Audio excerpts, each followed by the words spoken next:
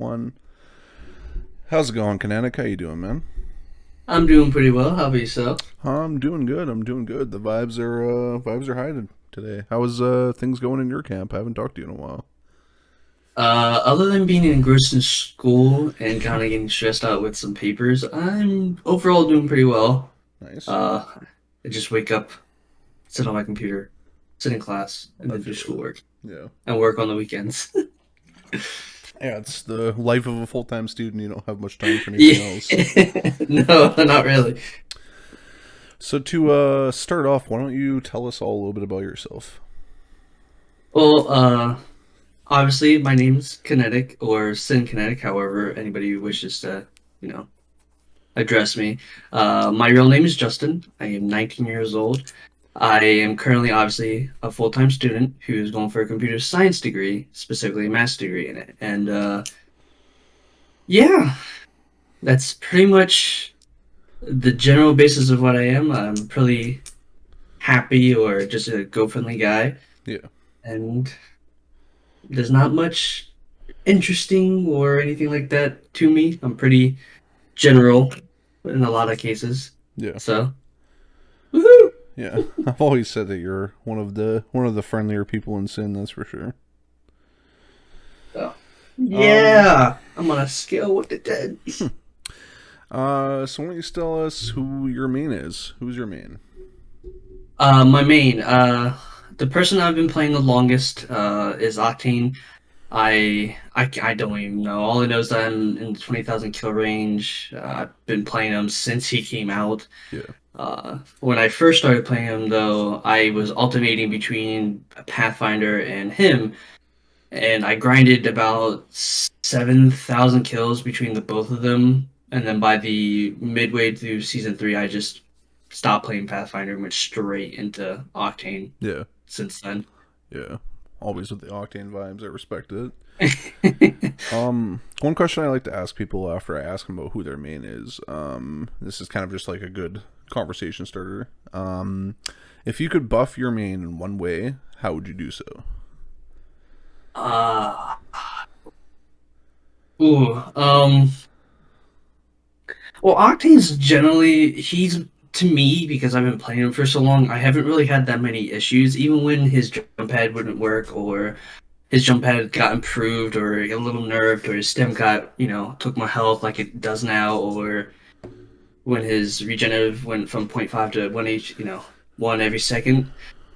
Everything isn't overpowered or broken. They've just been pushed into the meta ever since Revenant especially came out, and it's just been getting worse or getting more refined as it goes along.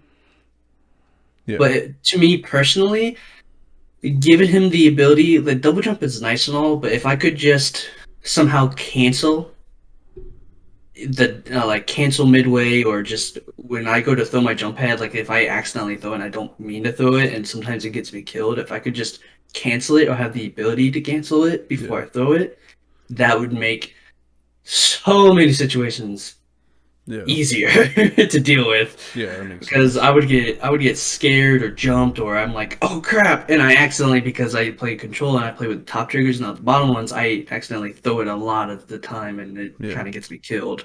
Mm-hmm.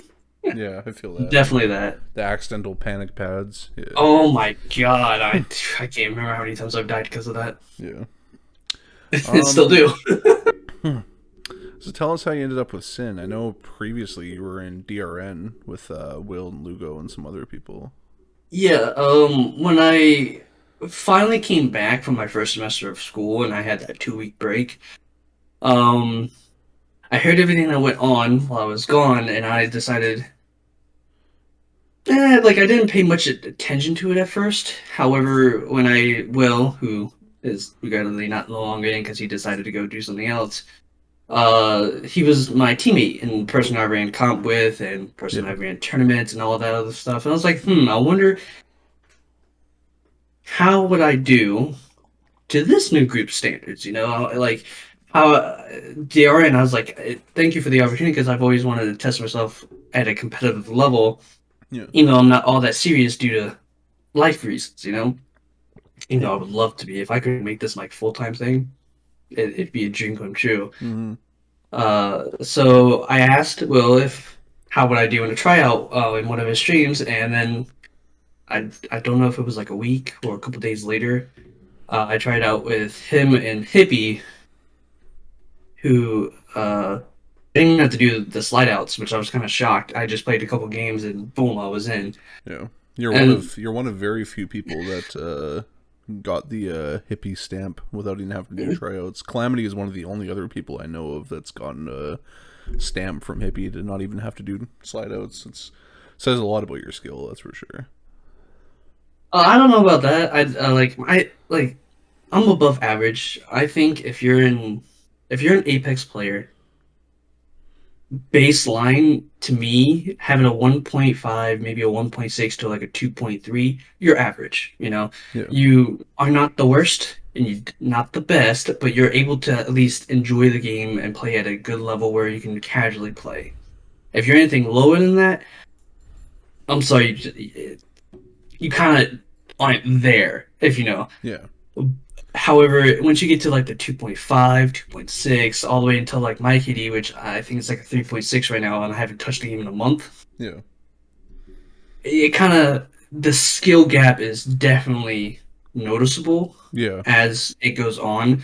And when you go to watch all these pro players like Timmy and all this other stuff, and they play ranked, even though they're on PC, the way they figure stuff out is insane. It's like they can process all the information. Yeah, like they're able. It's kind of like a platform to me. If you're able to, I guess, imagine every situation you're in and like the stuff around you constantly, it gives you the ability to predict people, which is a major thing. And I learned that through Search and Destroy when I played Call of Duty heavily, when I was in high school, middle school. It's something you learn, especially if you always dealt with, you have one life, make it count type of deal, Yeah. And with Apex and SYN and competitive playing, it's the same thing, just a battle royale, a new category it's under, Yeah. I personally enjoy it. I think it's a lot of fun. It brings out not necessarily the best in people, not necessarily the worst in people. It's kind of like that middle ground to me. Yeah. It's all in all fun. Yeah. And to be one of those few people, being friendly and not being a douchebag to your teammates. I'll be a douchebag to my enemies all day, every day, hands down. Yeah. But to my buddies, the people I'm playing with, to me, it's a negative impact, especially if you're on a competitive playing team. To me, yeah, it just ruins morale, which is never what you're. Oh my god! It ruins your compatibility with a lot of people. Yeah, and being positive, or at least being neutral between two people or just one person. Anyone who's played with me knows that I get pretty angry, and that's something I look at too. Is like I'd make sure getting angry is fine. It's like you just got to make sure you're not directing it at anyone. That's what becomes a problem. Yeah. Like it's okay to get frustrated and mad at a game, but it's another thing to take that rage from the game and direct it to the people you're playing with who are dealing with the exact same thing you're dealing with, just aren't taking it as hard. Yeah. And that's one of the reasons why I don't play ranked as much anymore as once like back in season 5 or season 4, is especially competitive based people who are in a gaming team. It's just brings out a different side in people. It's a lot heavier on the stress of people. Diamond level people trying to push the master, it's a different mentality, if you will. Yeah, those grinds are put people on edge. That's for sure. Oh yeah, I got lucky enough with one of my buddies. I've been playing the game since like the end of season 2 into season 3. I've been playing with him for years, and me and him got the masters for the very first time. And we got I do stupid shit, he did stupid shit, but then again, we made it fun because we picked at each other while getting mad at the game, Yeah. So that's my take on it. So hopefully, if anyone wants advice towards this situation, the more positive you are, or the more lenient you are to the game, especially towards your teammates, at least what I found out, gives a better overall gaming experience when playing Apex or any first-person competitive gaming thing.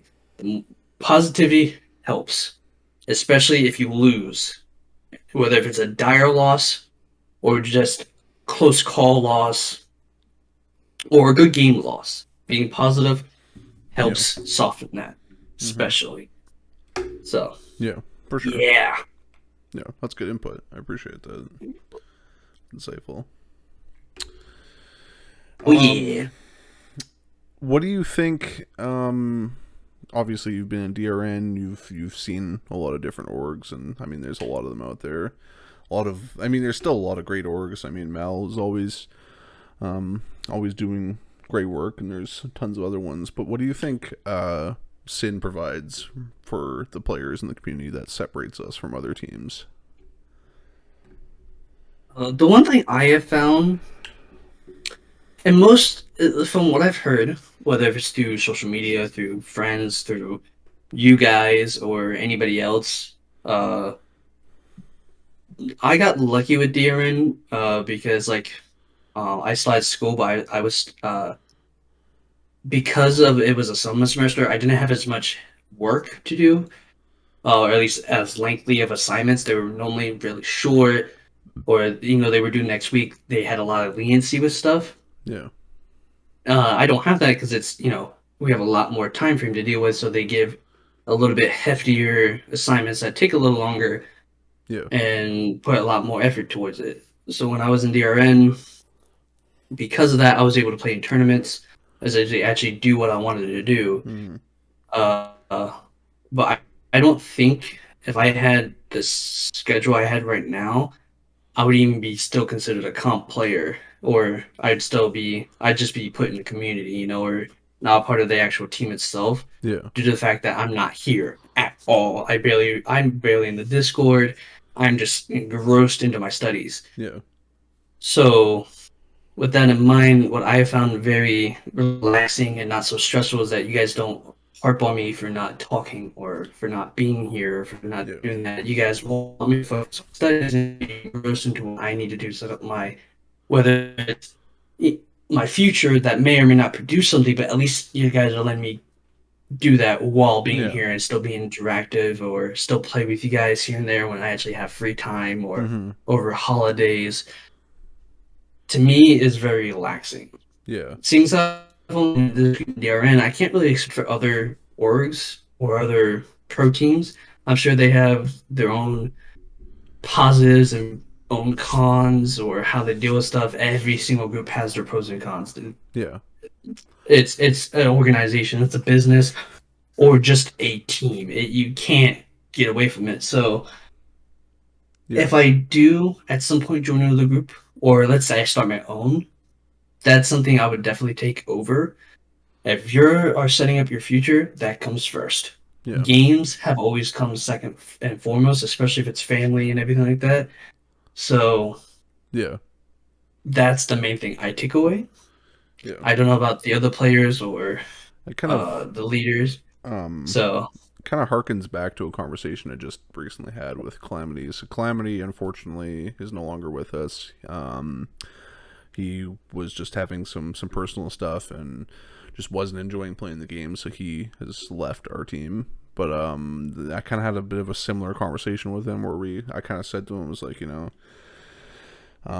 do what you gotta do. I mean, if you're feeling like there's this big pressure to put out content, then take a break, and you don't have to be part of the team. I mean, it's not, there's no force for us. We're not gonna sit there and be like, you can't leave, you can't do this. Like, Calamity is an insane player and is a good person, and if he wants to leave, he's allowed to, and he's always going to have a spot with our team. And it's the same thing with you. I mean, if you need to draw back, that's fine. You're always going to have a spot with our team. You're always going to have, opportunities with us. And, in 3 months down the line, 6 months down the line, and you want to come back, then there's always opportunities. We're never going to shut people out because we care about you guys, Yeah, it's kind of nice when, as long as you leave the door open, it gives us an opportunity to do like to continue what we wanted to do, even though we had life stuff come up, you know.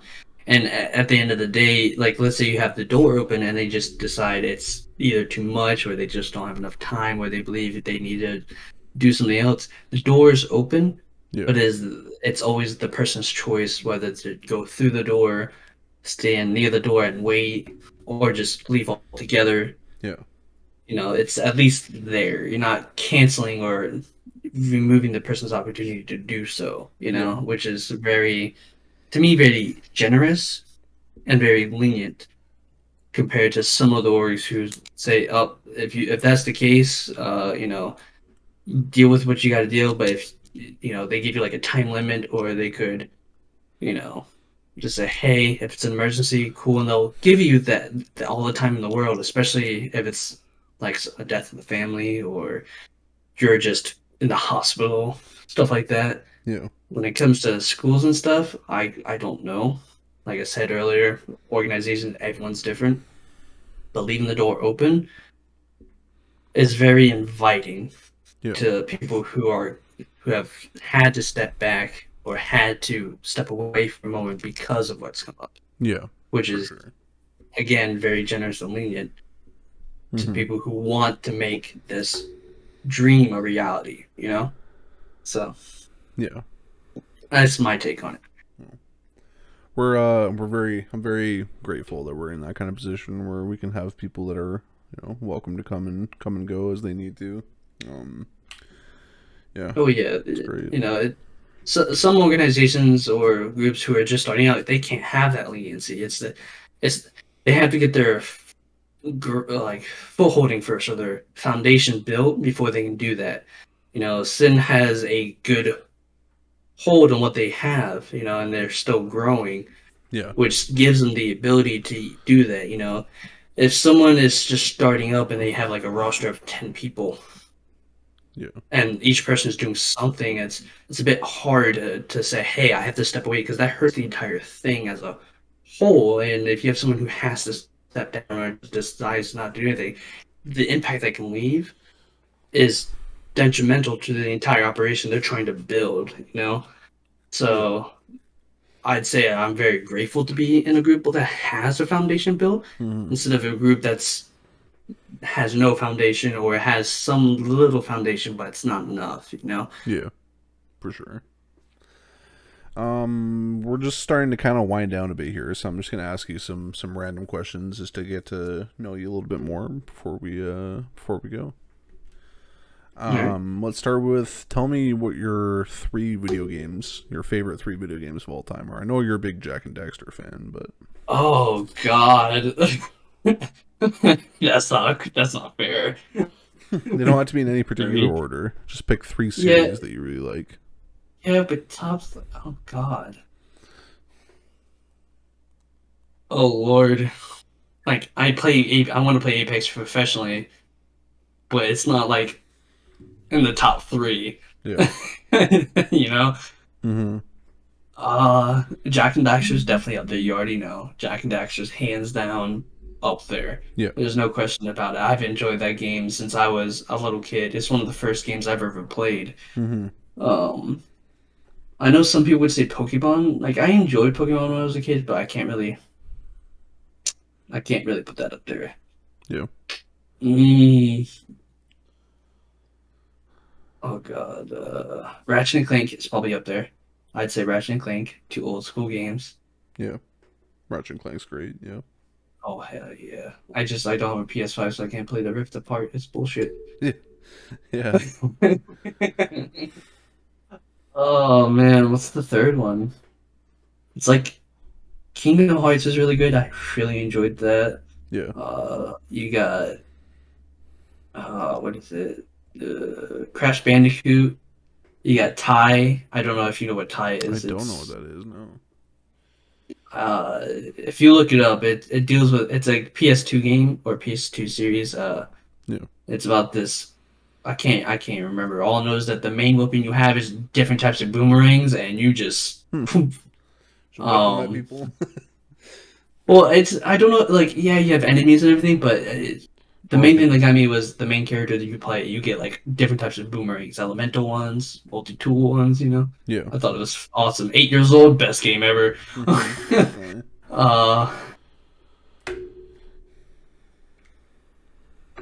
Yeah. Well, that's And I don't have a third one. There's so many. Yeah, it's too many choices. Other than mentioning Clank and Jackson Daxter, who I would play until the end of my days. All the other ones are just ones I really enjoyed, but I can't really put it on top of each other because it's not like it didn't leave that much of an impression. All right. I respect it. What's your favorite animal? I actually I don't have a single favorite animal, but there's three that I've always found interesting. Sharks is one of them, surprisingly. Even though my dad is like never getting in the ocean. Yeah. So he was on the surfboard and he was surfing with somebody and they got attacked. He never got in the ocean. And then the one time I don't go to the beach, or the few times I don't go to the beach and I'm 19 years old, he gets in the damn ocean. Yeah. And he never did when I was a kid. I was like, what is this nonsense? Yeah. But sharks is up there, and then wolves and foxes are like they're tied.